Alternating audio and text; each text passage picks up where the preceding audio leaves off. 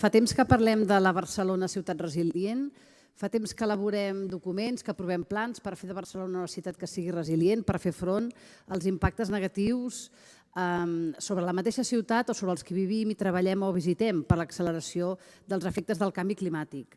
Però, a banda de plans, calen recursos, cal prendre mesures i fer inversions pensant sobretot en el llarg termini. I fa mesos que parlem de la manca de reg, per exemple, dels arbres, una de les causes que ja sabem que afavoreix la seva caiguda. No és l'única causa, però afavoreix la seva caiguda.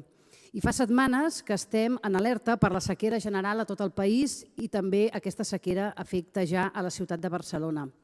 I poder utilitzar eficientment una xarxa, per exemple, d'aigua freàtica hauria de ser una de les preocupacions del govern municipal quan hi ha manca d'aigua. El Pla de Barcelona té un ric subsòl i, per tant, si es fessin les inversions previstes, podríem disposar del 100% de l'aigua del subsòl